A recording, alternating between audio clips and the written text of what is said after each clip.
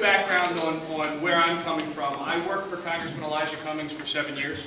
I spent 4 years in the Maryland House of Delegates, back before Todd was even there, where I think I had either a 95 or a 97% union voting record, which was pretty darn good. I'm thankful that we have strong unions in this city. And I think it's important to note with Congressman Sarbanes being here, I think Maryland, and Donnie, you can correct me, but I think Maryland probably has the strongest pro-union delegation in Washington, D.C.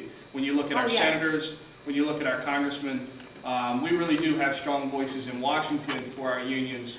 And that's... I live in Baltimore City, Highlandtown. What can we do to generate revenue for the city? I mean, I know I'm willing to pay a little more in my taxes to make sure I have safe streets and to make sure that the fire and emergency services get there in a quick response time. You know, but what can we do to help help the city raise money, attract people into the city? Rod Easter thought I was getting away from him when I stood up. No, there's a couple of things. First of all, I thought the mayor did a very nice job of trying to find a broad base of taxes that didn't go after the one thing that this city always goes after, and that's property taxes. So things like the bottle tax, the bed tax for our nonprofits, which more than 30% of all property in the city of Baltimore is non-taxed. Hopkins, the hospitals, the higher education institutions, we love them because they do provide a lot to our economy, but not to the local economy. We don't get much out of that. We don't have a commuter tax in Baltimore City, and I can guarantee you that we'll never get one passed in Annapolis. So we have few options to generate revenue. The bottle tax right now is the biggest thing left. Everything else is passed. We need that bottle tax to pass so that we can keep all of those jobs that were cut in DOT, in DPW, and in recreation and parks. By the way, most of those are union jobs. I mean, those are mostly Ask-Me jobs. Those are Glenn Middleton's jobs. That if we don't pass that bill, that's $12 million roughly, $11.7 million in revenue that the city won't have come July 1.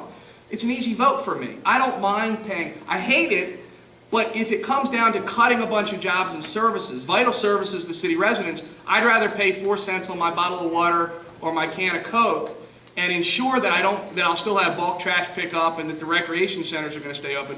We passed enough revenue tonight on the council to restore almost all the cuts to public safety. So that's done. It's all the other stuff at this point. Recreation centers, bulk trash pickup. So those of you who do live in the city, call your city council member and ask them what they're doing on the bottle. I have my door open to the unions. I'm thankful for the fact that I represent a district that was built by union hands, no question.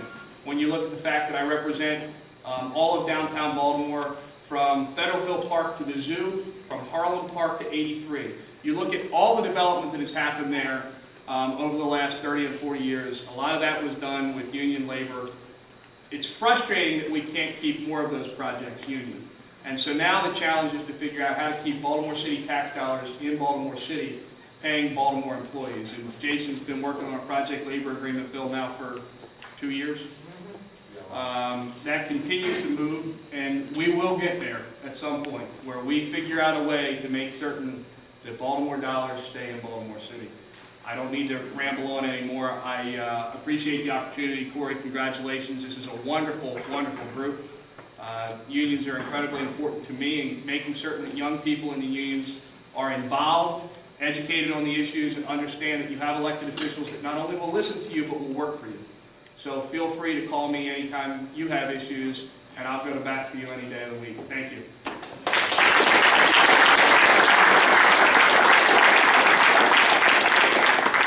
It's now my pleasure to introduce Bill Cole, Baltimore City Council, 11th District. Came out tonight to meet with the Baltimore Young Trade Unionists. Great group. Nice to see a diverse crowd of young union leaders and workers. Important for Baltimore City and for the region. Unions have played a critical role in the city's development over the last 100 years, and we need to move forward and figure out how we move on to the next decade with union leadership. I'm obviously committed to helping in any way I can, and thank you for the opportunity.